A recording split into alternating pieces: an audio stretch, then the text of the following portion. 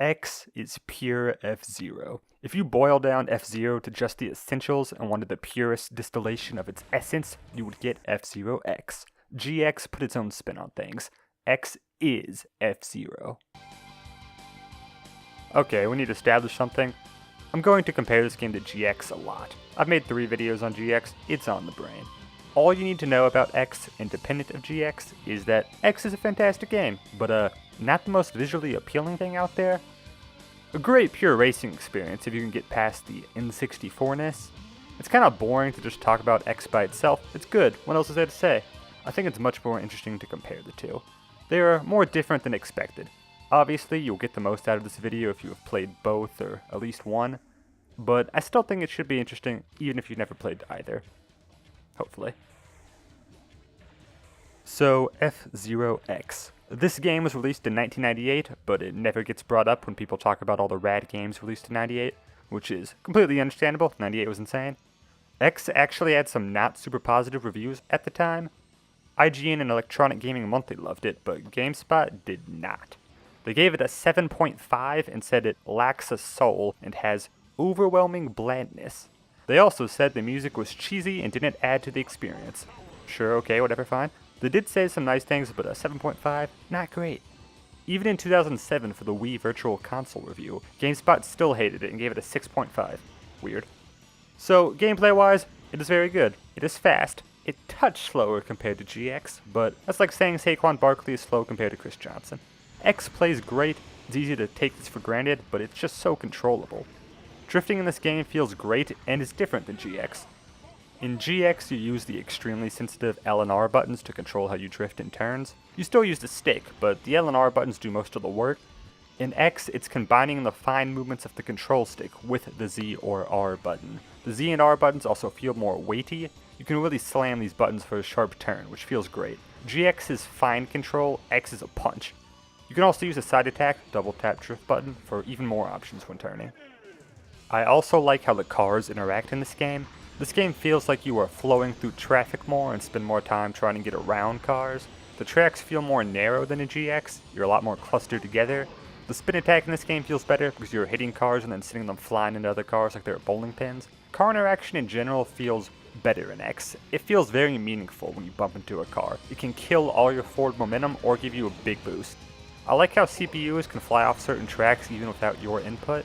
That may have just been a programming error, but it adds to the realism. It makes me feel like I'm racing against people and not robots. No offense, Mighty Gazelle.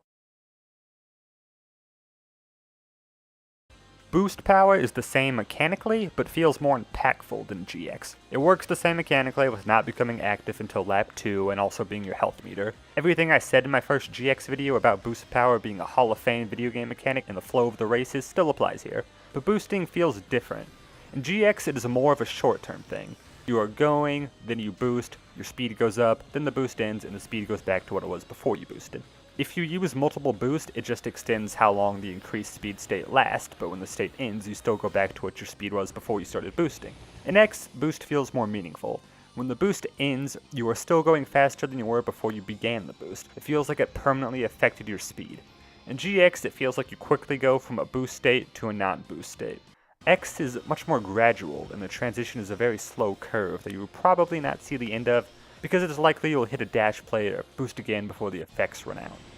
You can also chain multiple boosts together. You really get a huge speed increase when you hit that B button twice in a row.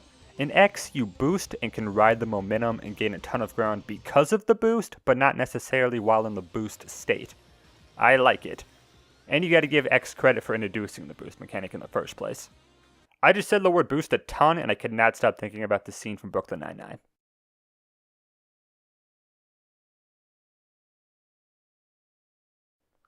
The courses in X are shorter than GX, but you do 6 per cup instead of 5. 6 is kinda exhausting, and I prefer 5. The tracks in X are significantly less in a murder than GX. There's much more walls in X. In GX, it sometimes felt like the Super Monkey Ball design bled into the game, and just surviving was a challenge. X's designs are shorter and simpler, with more focus on the racing opponents part of it. I kinda like how most races take under 2 minutes, but ultimately, I prefer GX's designs. They're just more interesting.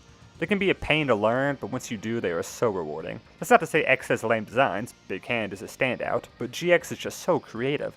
I do appreciate the shorter length of X though. But there's a couple of weak ones here. I hate Big Blue 1. I don't really like any of the pipe stages in X. I guess they're cool from like a tech standpoint, but I just don't find them that fun. This one in particular, there was no way to know where the dash plates will be, and I always miss them. Straight memorization is the only option, and there's a lot of the plates to memorize. And if you think on laps 2 and 3 you can ignore them because you have boost power, then that might not work out great for you. In X, if you boost too much, you will fly right off certain tracks. It's really cool when you're going super fast and start to unhinge from the track, but it's really frustrating when you fly off for no reason. Why are you punishing me for going fast? The deterrent to not go this fast is maybe I can't control the speed, or maybe I'll be low on health and might die. You don't need to kill me just because I'm going really fast at this particular part of the track. GX never did this, and that's a big point in its favor. It doesn't really make the game more challenging to die at these parts, it's just annoying, and after dying a few times you learn, okay, fine, I won't boost here, you win. The visuals are the most criticized part of the game. The lacking looks are because the game runs at 60 frames per second with 30 cars on the track. That is crazy impressive. Ocarina of Time maxes out at 20 FPS for reference. I know there's a lot more detail in that game, but still. F-Zero is the only N64 game I know that ran that high. Apparently the original Smash did, but it dipped a bunch, especially in multiplayer. There's a decent amount of PS1 fighting games or shoot 'em ups that ran at 60, but for N64, F-Zero X and Smash are the only ones I know of. Here's an unofficial list. Anyway, it's kinda sad X didn't get enough praise for that. It's a consistent 62. Reviewers were aware of this fact and mention it, it's just people didn't really care as much about FPS as they do now, so it wasn't as praised as it should have been. It was absolutely the correct call to sacrifice detail for frames. I don't think you get any pushback for saying that now, but the real question is just how unimpressive are the visuals? I'm honestly not sure how I feel about it. First instinct is it's ugly, but the more I think about it, the more I appreciate how clean it looks. One could argue the simplicity has helped it age better than some N64 games. I don't know if I believe this, and I'm not sure what my exact feelings are on the graphics in this game. I guess my feeling is they are not good, but not like a huge negative either. Nowadays, most people think most N64 games look bad, so X is aged better compared to its peers. One thing that caught me off guard was the difficulty. I remembered Expert being really hard, but I'm a lot better at F-Zero now, so it didn't give me hardly any problems. But Master, man, it's brutal. Master in X is so much harder than Master in GX.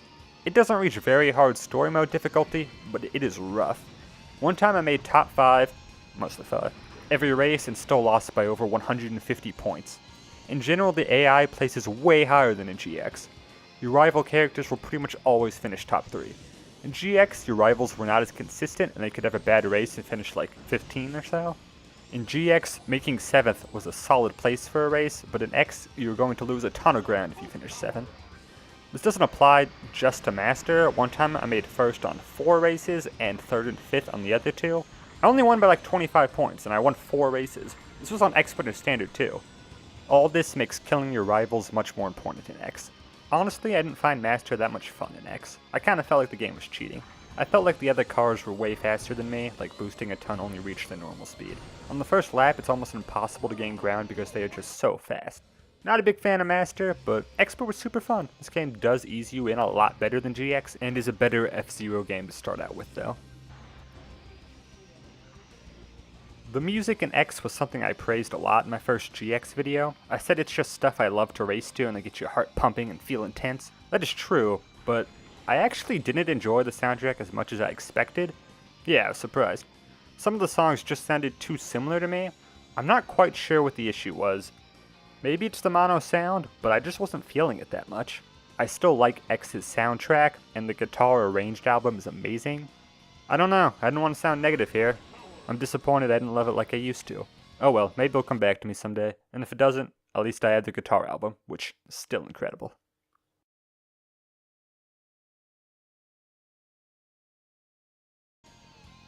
Basically, the bottom line is, X is still a ton of fun.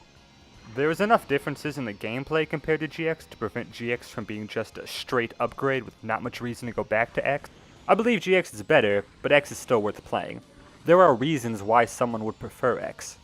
But for me, yeah, GX all the way. I like the general gameplay more, the course design better, story mode's the best, and just the sheer presentation and graphical upgrade. Like, the characters in X barely exist. They are 3-inch tall JPEGs. How could that compare to GX? But X is a great game, and both have their merit. X has all the qualities you would want in an F-Zero game, with its soundtrack of classic melodies, classic planets, and of course, the amazing 90s tone. It just feels like F-Zero in atmosphere. If you have an N64 but missed out on it, F-Zero X is worth your time, regardless of your experience with the series. Also, there's Death Race.